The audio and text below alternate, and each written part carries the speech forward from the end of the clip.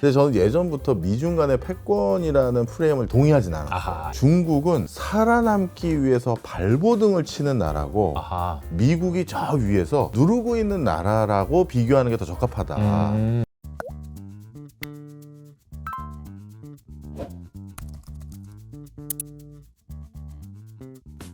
안녕하세요, 이호석입니다. 오늘은 박정호 교수님 나와주셨습니다. 안녕하세요. 예, 안녕하세요. 아이고, 반갑습니다. 그러니까요. 아니, 한 번 불러주시는 게 이제서야 불러주시는. 아니, 정말 제가 이제 꼭 모시고 싶었는데, 이게 좀 너무 바쁘시고 그러니까. 아닙니다. 불러주셔서 영광입니다. 요즘에 여기저기서 정말 많은 활약을 하고 계신데, 또 마침 이제, 되게 재미있는 책을 내셨어요. 세계 지도를 펼치면 돈의 흐름이 보인다. 예. 그래서 제가 이제 한 펼쳐봤거든요. 예. 근데 제가 목차를 보면서 깜짝 놀랐던 게, 예. 아니, 무슨, 나라를 다 쓰셨는데, 이거? 어떻게 이게 가능한 겁니까, 이게? 예전에 그 국책기관에 근무하고 있을 때 네. 출장을 좀 많이 다녔고요. 네. 그 뒤로 이제 나와서 국책연구원 출신들끼리 연구소를 하나 설립했는데 그때도 이제 프로젝트를 좀 하다 보니까 해외 왕래를 좀 많이 하게 됐어요. 그러다가 요즘 마침 전 세계가 이제 우리 각자 뭐 먹고 살지 그 고민을 많이 하더라고요. 맞아. 예, 그래서 그런 거 한번 정리하면 도움될까 싶어서 한번 써봤습니다. 그러니까 뭔가 지정학 이야기도 작년에 되게 많이 나왔고, 그리고 이제 미국이 이제 약간 어떻게 보면 해집고 다니니까 그렇죠. 뭔가 질서가 지금 흐트러진 것 같고, 우리는 뭐 하고 살아야 되지 이런 고민들을 많이 하고 맞아요. 있던 찰나에 다른 나라에서 뭔가 사업을 하거나 이러시는 분들한테도 너무 좋을 것 같은 게, 제가 이제 제목을 한번 읽어드리면 엔지니어와 비즈니스맨의 나라 이래가지고 대만, 그다음에 영국, 아랍에미리트, 마카오, 그리고 네덜란드, 스위스 이렇게 나오고 뿐만 아니라 이게 5개 장이에요. 그래가지고 러시아, 홍콩, 이스라엘, 싱가포르 이게 다 어떻게 이걸 다 쓰셨나 싶을 정도의 내용이 빨빨거리고 돌아다니다가 그냥 너무 주워들은 거 재밌습니다. 모았습니다. 근데 이제 이 책의 내용을 다 소개해드리면 안 되니까 그림도 많이 나와 있고 그래서 혹시 참고해 보시고요. 오늘은 이제 제가 궁금한 거 위주로 네, 그럼요. 여쭤보도록 하겠습니다. 예. 우선은 이제 많은 분들이 관심 있어야 할 것은 예. 결국은 미국과 중국의 이제 패권 전쟁이 그렇죠. 지금 이게 어떻게 되고 있는 거냐. 이게 이제 반도체도 얽혀 있는 것 같고요. 제가 보면 또 금리도 좀 얽혀 있는 것 같고요. 둘 다 이게 부동산이 또 만만치 않단 말이에요. 그럼요. 이게 제가 보면은 누가 더 바보냐. 이게 어글리 컨테스트 느낌도 좀 나고요. 예. 좀 어떻게 보세요, 전반적으로? 근데 저는 예전부터 저희 같은 유튜버들은 다 흔적이 남잖아요. 그래서 말 바꾸기가 쉽지가 않거든요. 네네네. 근데 저는 예전부터 미중 간의 패권이라는 프레임을 그렇게 동의하진 않았어요. 아하, 네. 그러니까 중국은 살아남기 위해서 발버둥을 치는 나라고 아하. 미국이 저 위에서 누르고 있는 나라라고 비교하는 게 더 적합하다. 그 이유가 중국이 패권을 도전하기에는 몇 가지 큰 구조적인 결격 사유가 있는데요. 대표적으로 말씀드리면 흔히 이제 저도 정례적으로 강의 가는 곳 중에 하나가 국립외교원이라는 곳도 있는데요. 거기에 이제 그 예비 외교관님들이나 이런 분들께서 강의할 때 그런 얘기 많이 드려요. 패권 국가가 되려면 갖춰야 될 덕목이 뭐가 있을까요? 라는 질문을 드리거든요. 그럼 흔히 3가지를 꼽아요. 많은 정치 외교학자들은. 네. 뭐냐 하면 첫 번째는 에너지에 대해서 자급자족이 가능해야 돼요. 그 다음에 2번째가 식량이고요. 3번째가 국방인데 중국은 이 에너지와 식량 부분에선 자급자족이 불가능한 구조예요. 중국은 전 세계에서 석유를 가장 많이 수입해 가는 국가 중에 하나고요. 그 다음에 식량도 2000년대 이후부터는 중국은 식량 수입 국가로 바뀌어 버렸어요. 그러다 보니까 중국은 어쩔 수 없이 이 2가지를 외국으로부터 조달받기 위해서 무조건 무역 수지 흑자를 봐야 되고 그래서 달러를 확보해야 돼요. 이 2가지를 사올 때는 달러가 꼭 필요하거든요. 그러다 보니까 패권 국가로서의 이 2가지가 굉장히 지금 아킬레스 건이죠. 반대로 미국 같은 경우는 사실 석유는 있어도 안 캐잖아요. 그리고 식량 같은 경우는 미국의 메이저 5대 곡물회사들이 진짜 전 세계 수급과 가격을 좌지우지한다 해도 과언이 아니고요. 국방이야 중국도 나름의 기술력이 있긴 합니다만 이 2가지 부분에서 미국을 대항하기가 쉽지가 않아요. 그러다 보니까 중국은 여러 가지 의사결정을 하는 데 있어서 많은 것들에 대한 제약 조건이 강화돼요. 그렇군요. 예를 들어서 경제적인 부분만 하더라도 패권 국가에 도전하려면 거기에 부합하는 통화 가치를 유지해야 되는데 이렇게 통화 가치가 기축 통화로 활용되기 위해서는 사실 그 기축 통화를 가진 나라들은 무역 수지를 엄청나게 적자를 봐줘야 되거든요. 그래야 그 나라 바깥에서 그 나라 통화가 많이 유통되고 그러다 보니까 그 통화가 많이 나와 있어야 거래로 활용될 수가 있는 여지가 있는 거예요. 그러니까 이제 적자를 본다 그러면은 우리는 항상 이제 무역수지 적자를 그럼 우리나라 어떻게 이러니까 그렇죠. 적자 그러면 일단 기분이 안 좋은데 그렇죠. 기축 통화를 가지고 있으면 적자를 봐서 통화를 바깥으로 내보내야 되는군요. 그렇죠. 그래야 이제 다른 데서 돌아다니니까. 맞습니다. 그런데 미국 같은 경우는 적자를 봐도 되는 게 어느 나라가 우리가 국제무역론에서 기본적으로 어느 정도까지 교역을 해야 됩니까라고 했었을 때 그 미니멈 리ኳ이어먼트가 에너지와 식량을 사올 만큼은 돈을 벌어와야지 이건데 미국은 그럴 필요가 없는 거예요. 그러네요. 그러니까 4, 50년 동안 적자를 봐주면서 우리 통화 갖다 써 하니까 세계인의 통화가 된 거예요. 그러네요. 근데 중국은 무역수지 적자를 보면 안 되거든요. 석유 어떻게 사오고 식량 어떻게 사오고 그러게요. 더 중요한 건 요즘 반도체는 어떻게 사오는지. 반도체를 더 많이 산다면서요? 그렇죠. 석유보다 반도체가 더 사요. 그러니까요. 이런 과정에서 중국이 그런 것들을 사오기 위해서도 그 무역수지 흑자를 봐야 되니 이 위상이 달러와 위안화는 같아질 수가 없는 구조들이 많아요. 게다가 패권 국가가 되기 위해서는 자신들의 기업이나 자신들의 안위나 이익에 위해가 될 경우 뭔가 고압적인 자세를 유지할 수 있는 그 맥락을 가지고 있어야 되는데 미국은 지금까지 확인된 바로 미국 밖에 미국의 군사기지를 가지고 있는 게 750군데가 있어요. 그런데 중국은 이제 딱 2군데 해외 군사기지가 있어요. 하나가 지부티라는 곳에 있고 지난달에 이제 캄보디아 하나 건립했거든요. 그러다 보니까 어딘가에 자신들의 상선이라든가 뭐 이런 곳에서 문제가 생겼다든가 그랬을 때 바로 즉각적으로 대응할 수 있는 그 네트워크가 안 돼요. 이런 여러 가지로 저는 사실 중국이 조금은 그동안 어떻게 보면 열심히 미국한테 덤빈 이유는 자꾸 자신들이 이제 꽃 피우려고 하는데 그 꽃을 싹 잘라버리거든요. 미국의 전략 기조는 항상 똑같았어요. 제가 이거는 어디서 그 전략 기조를 이해할 수 있는 힌트를 얻었냐면 요즘도 유튜브에 남아있을 걸로 보는데요. 예전에 야후 설립자가 카네기 멜론 대학인가 버클리 대학의 졸업식에 초청을 받았는데 거기 연설을 했는데 거기서 뭐라고 했냐면 자기 인생에 후회되는 게 2가지 있다고 얘기를 했어요. 하나는 대학교 때 어떤 여자한테 고백 못한 거, 이건 농담한 거죠. 그다음 두 번째는 미국식 농담. 예.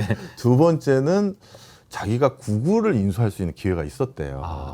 옛날에 그 야후가 얼마나 대제국이었습니까? 그러니까요. 그때 구글은 어떻게 보면 스타트업이었겠죠.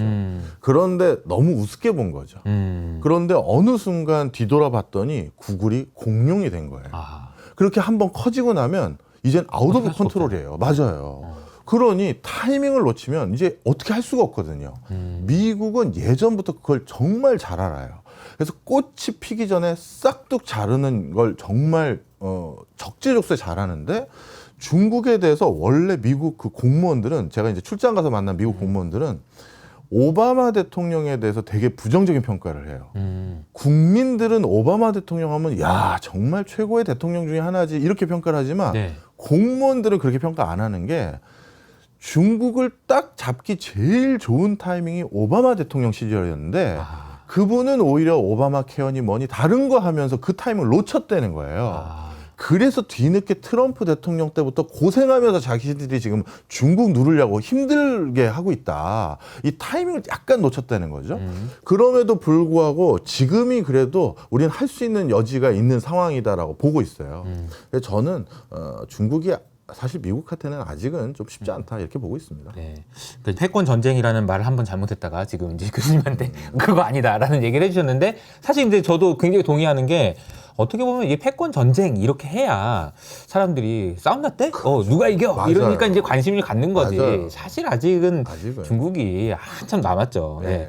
그래서 이게 올해 보면은요, 저도 이제 올해 이제 시장을 쭉 이렇게 뒤돌아 보면 연초에는 야, 미국이 문제 있대더라 그랬다가 이제 중간쯤 되니까 이제 또 중국이 문제가 있었대더라 그랬는데 중국의 문제를 놓고 보면 항상 얘기 나오는 게 이제 부동산 문제란 말이에요. 그러니까 교수님께서 얘기해 주셨던 중국의 부동산은 이게 문제다.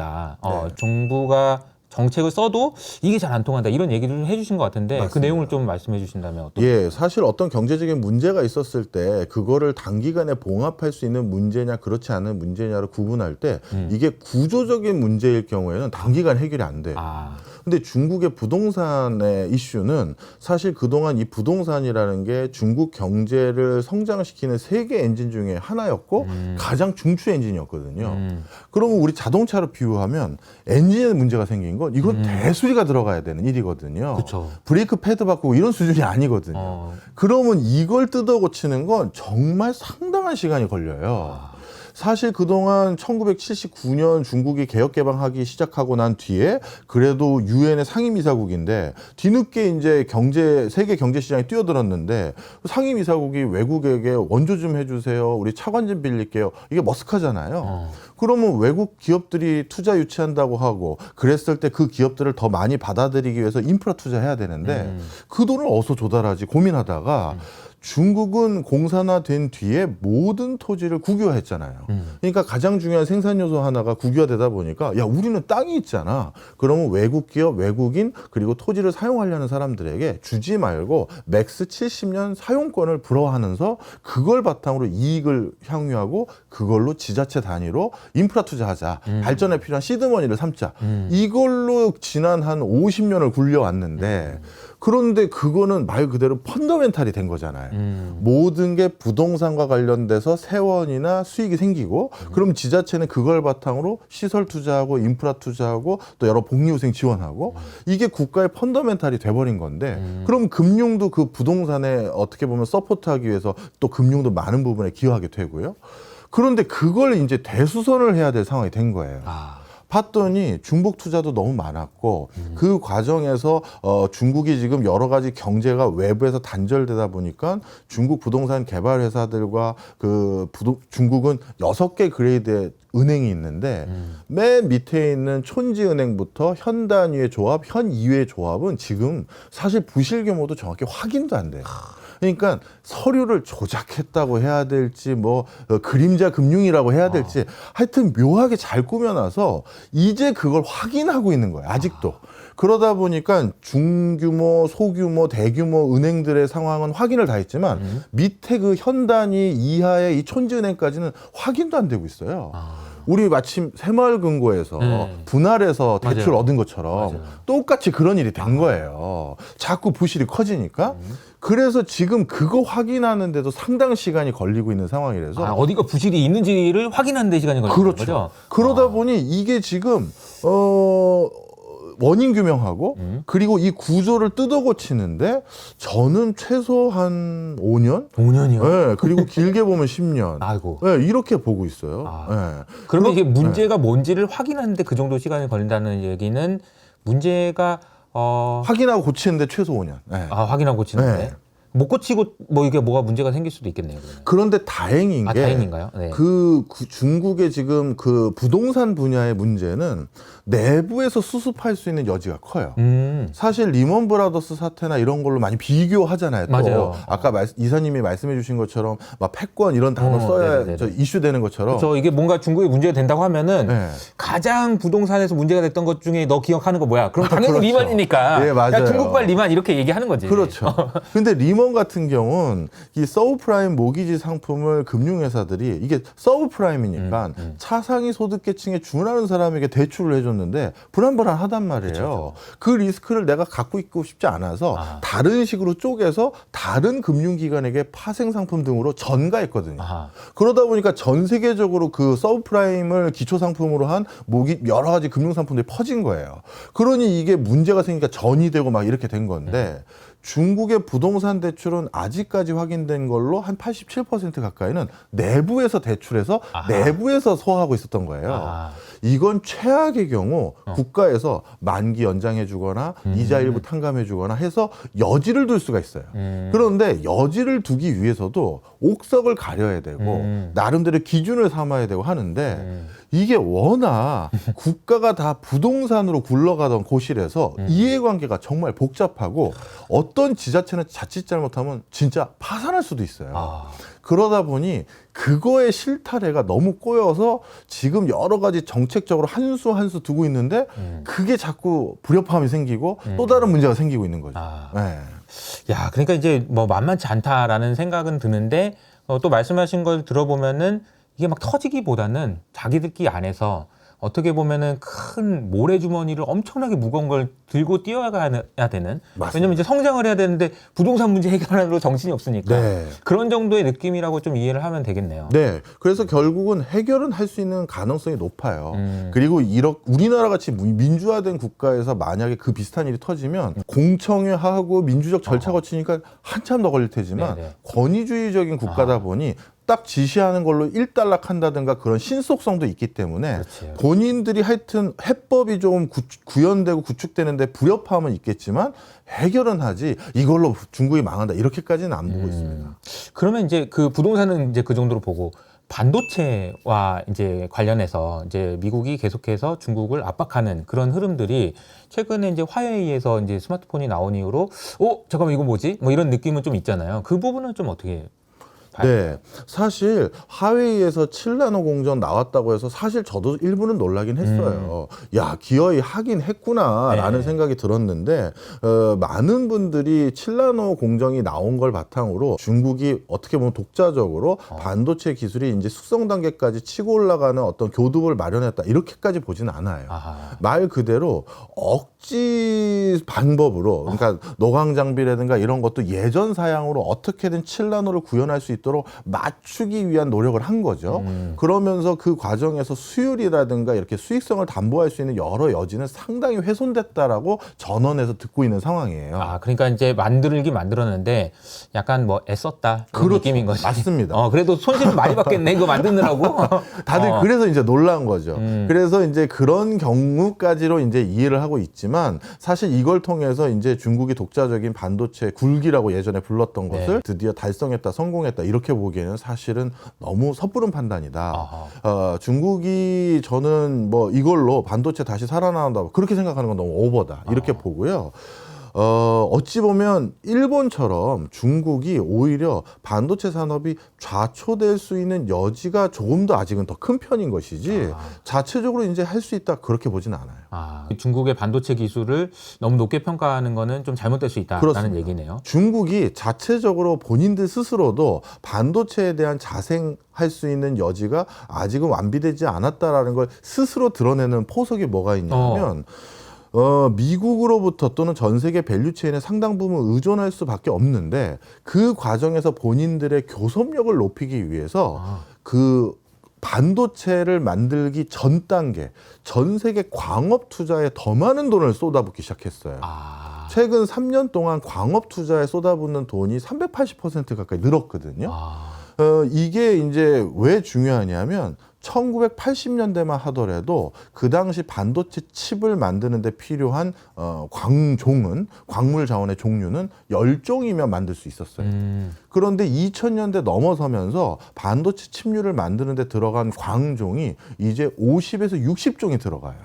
왜 그러냐면 사양을 높이는 데 있어서는 자연상에 있는 광물 자원을 있는 그대로 썼을 땐 더 이상 퍼포먼스가 안 나오는 거예요.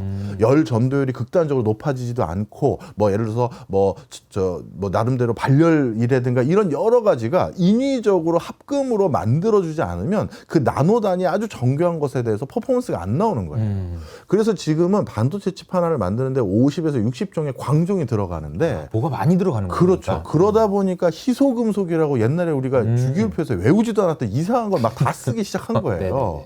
그런데 중국이 바로 그 앞단을 우리가 잘라서 미국이나 다른 나라들이 다시 우리에게 러브콜을 보내도록 만드는 방법밖에 없겠다 해서 전 세계 웬만한 광업 개발권을 더 독자적으로 투자하고 더 확보하기 위한 노력을 하고 있는 상황이에요. 특히 많은 후진국 개도국은 중국같이 이제 로비가 통하거나 로비력을 발현할 수 있는 국가들은 굉장히 쉽게 그 접근 가능성이 높거든요. 그래서 중국이 그런 걸 많이 확보하고 있다라는 게 뒤늦게 확인됐고, 그래서 미국의 국무부에서 국방부와 함께 작년에 보고서가 나왔는데, 미국의 핵심 광물 자원 35종을 일단 선정했어요. 미국의 국가와 산업이 움직이기 위해선 이 35종의 광종은 반드시 있어야 됩니다라는 걸 일단 선정을 했고, 이건 비에너지 광종입니다. 뭐 석탄이나 이런 거 빼고요. 그래서 요 35종이 있어야 되는데, 이 35종을 누구에게 제일 많이 조달받아왔고, 그리고 누가 제일 전 세계에서 제일 많이 생산하고 있는가를 봤더니 20종이 중국이에요. 그래서 중국이 그동안 앞단에서 잘라먹게 하려고 이렇게 광물 자원에 대해서 거의 과점화 해놨구나. 그래서 미국이 뒤늦게 해외 광업개발권에 대해서 또 조사를 해봤더니, 뭐 유럽부터 아프리카, 실제 동남아시아, 중동부터 전부 다 웬만한 희소금속에 대한 광업개발권은 중국이 차지해버린 거예요. 그래서 뒤늦게 호주 정부에게, 가장 혈맹 국가죠, 호주 정부에게 추가적으로 희토류를 비롯해서 희소금속에 대한 광업 현황에 대해서 전수조사를 좀 해달라 해서 호주도 호주 대륙 전체 조사를 했고요. 미국도 미국 본토는 웬만하면 건드리지 않는데 미국 본토에 대해서도 전수조사를 해봤는데, 참 미국은 끝까지 부러운 나라인 것 같아요. 아, 왜요? 미국 서부 해안 지역 근처에 웬만한 희소금속은 다 있어요. 그래서 미국이 약간 한숨은 돌렸어요. 야, 중국 봤지? 우리도 할 수 있어. 그러니까 제발 까불지 마 정도까지는 할 수 있는 경지까지는 확인을 해놨는데, 하여튼 그래서 중국 스스로가 광업에 이렇게 천착했던 이유 중에 하나가 독자적으로 뭔가 우리가 가자라기보다는 딜을 봐서 조금이라도 얻어낼 수밖에 없는 상황이라고 판단한 것 같아요. 네. 원래 이제 공부를 잘하는 사람은 그냥 하는 거고, 못하는 사람이 이제 따라가려면 이제 어떻게 해야 되지 막 고민하잖아요. 그러니까 네. 중국이 이제 고민하다 보니까 전공정도 있고 뭐 후공정도 있고 등등 여러 가지 있는데, 이건 도저히 못 따라가겠는 거지. 그러니까 이제 앞단에서라도 뭔가 해보자라는 걸 옛날부터 고민했던 흔적이 남아있다라는 것은 또 반대로 생각하면 이거는 안 된다고 생각한 거구나라는 걸 그렇게 이제 보여지죠. 그렇게 볼 수 있다라는 거죠. 네, 너무 흥미롭네요. 근데 이제 그 마지막으로 이제 제가 질문 드리고 싶은 거는 금리인데요. 네. 최근에 워낙 금리가 이슈가 많아요. 그래서 금리가 미국 금리도 많이 오르고 이런 부분들이 중국에도 분명히 영향을 직간접적으로 줄 거란 말이에요. 그러니까 중국은 뭐 디플레이션이기 때문에 금리를 낮춘다고 하지만 또 얼마나 낮출 수 있겠어요? 그렇죠. 그런 것도 애매하고요. 그거는 좀 어떻게 봐야 될까요? 예, 뭐 중국이 워낙 지금 다급한 상황이라서 전 세계 금리 기조와 다르게 좀 금리를 낮춰가고 있는 형국이긴 합니다만, 지금 전 세계 금리 기조가 고금리 기조가 상당히 이어질 가능성이 점점 많아지고 있는 형국입니다. 그러다 보니 중국이 저렇게 계속 이례적으로 독자적인 노선으로 금리를 낮췄을 때 위안화 가치를 언제까지 방어할 수 있을지, 또 그렇게 취약해진 위안화 가치 속에서 어떻게 본인들이 필요한 여러 원자재라든가 이런 걸 수급받을 수 있을지에 대한 의구심은 점점 많아지고 있는 상황이에요. 앞서 말씀하신 대로 패권국가가 되려면 에너지도 자립해야 되고 식량도 자립해야 된다. 근데 중국은 안 된다. 네. 그 얘기는 반대로 사와야 되는데, 그렇죠. 위안화가 약세가 되면 그렇죠. 더 비싼 돈을 주고 사야 된다는 얘기니까. 그죠? 맞습니다. 그런 과정에서 특히 더 걱정이 제가 되는 게, 뭐 제가 중국 걱정을 하는 건 아니지만 중국인들이 걱정해야 될 부분이, 미중 간의 갈등이 불거지기 시작하고 나서 지금 중국의 통상적인 수출 규모가 수출수 성과가 GDP에서 차지하는 비중이 20% 중반인데, 예전에 2000년대 중반에는 거의 40% 좀 안 될 때까지 올라갔었어요. 그런데 지금은 20% 중반이었던 게 10% 초반까지 내려앉았거든요. 10% 초반이요? 네. 수출도 반토막이 난 거예요. 달러를 많이 못 벌고 있어요. 그 다음에 중국 정부에서 발표한 자료입니다. 중국 정부에서 발표한 자료를 보면 최근 중국인 해외 망명하는 사람의 숫자가 급증하고 있어요. 이건 왜 그러냐면 중국 정부가 그 경제 구조 개선한다고 해서 돈 꽤나 번 사람들의 여러 기업이라든가 자산을 국유화해 갈 가능성이 높아지고 있거든요. 공동부유 맞습니다. 이런 내용을 보면 네. 부자들은 당장 겁나죠. 그렇죠. 언제 뺏길지 모르니까. 맞습니다. 그러다 보니까 이럴 경우 자신의 재산을 지키는 제일 좋은 방법은 자산을 해외에 은닉하거나 해외로 빼돌리는 거거든요. 그러려면 당연히 또 필요한 게 달러거든요. 네. 그러니 민간에서도 예전보다 달러를 이런 음성적인 이유 등등으로 더 많이 요구하고 있고 국가는 광업 개발권을 더 많이 확보하기 위해서 해외 인프라 투자하려면 더 또 달러가 필요하고 또 그런데 수출은 안 되고 근데 위안화 가치까지 떨어졌고 그래서 이게 중국이 언제까지 이 금리 격차가 벌어진 것을 버틸 수 있을지가 걱정이 되고요. 네. 그런 과정에서 본인들이 자구책으로 선택한 게 일부 중동 국가하고는 뭐 더 잘하시겠습니다만 그냥 우리 석유는 위안화로 결제하자 이렇게 지금 튼 상태고요. 그리고 일부 철광석을 비롯해서 닭고기 등등 가장 많이 이런 걸 수입해가는 브라질. 이 브라질의 룰라 대통령은 당선되자마자 가장 높은 국빈 대우로 시진핑이 초청을 했고요. 이런 과정에서 브라질과 상호 호혜적인 관계를 요청하고 있는 상황인데 브라질의 룰라 대통령도 많은 분들이 오해하시는데 친중 성향이 아니에요. 본인이 예전에 대통령 당선됐을 때도요. 딱 보니까 중국은 브라질에 철광석 없으면 국가가 안 돌아가네. 그리고 중국이 우리나라의 곡물 자원을 비롯해서 닭고기라든가 이런 것들 수입을 안 해가면 식품 가격이 엄청 뛰네. 이것 때문에 룰라 대통령이 중국에 엄청난 갑질을 했어요. 어떻게 했냐면 이런 수출입을 할 때 해운을 이제 태워야 되는데 우리 브라질 철광석을 중국에 수출할 때는 무조건 브라질 해운사 걸 이용해야 돼 라고 하고 해운 운임료를 엄청 세게 불렀거든요. 그러다 보니까 중국이 울며 겨자 먹기로 그 당시 브라질의 그 국영 철강 회사인 발레에서 전체 매출의 한 38%가 중국에 가거든요. 그걸 전부 브라질 해운에서 무조건 태워야 했고 그것도 해운료도 비싸게 받았단 말이에요. 그걸 또 하려고 해요. 그런데 그걸 어떻게든 지금 좋아. 그럼 이렇게 하자. 브라질 너희들도 우리 중국산 생필품과 공산품 어차피 사가잖아. 그러면 우리 이란과 한국 거래한 것처럼 위안화를 일단 결제 다 할게. 비싸게 다 낼게. 그걸로 니네가 나중에 퉁치자. 이런 식으로 결제를 요구하고 있는 상황이에요. 이게 받아들일지 안 들일지 모르겠습니다만 지난번 브릭스 회의 때 그 국가별로 회의할 때 아젠다를 브라질하고는 그걸 많이 다뤘어요. 이런 형국으로 지금 굉장히 위태로워요. 그렇군요. 아, 이게 처음에 이제 기사로만 보면은 브라질이랑 중국이랑 위안화로 결제된다더라. 그러면서 이제 그 내용만 보면은 그래? 그럼 달러는 뭐 이런 생각이 바로 드는데 내막을 들어다 보니까 브라질 입장에서도 호락호락하지만은 않네요. 그럼요. 그러니까 야, 니네 야, 우리 좀 운임 좀 비싸게 해주고 이런 식으로 하다 보니까 주고받는 것들이 있다라는 생각이 들고 교수님 얘기를 듣다 보니까 미중 얘기를 했는데 사실 이제 금리 이야기 잠깐 이제 경제와 관련된 이야기는 했지만 그 외의 것들이 정말 많네요. 네. 그러니까 이제 경제와 관련된 이야기 이외에도 서로 이제 국가 간의 이권을 놓고 정말 다양한 걸 놓고 고민을 하고 어떻게 하면 잘 살아올까 이런 생각을 하게 되는 것 같아서 이 책이 진짜 또 더 중요하지 않나. 세계 지도를 꼭 펼쳐봐야 되겠다라는 생각이 들고요.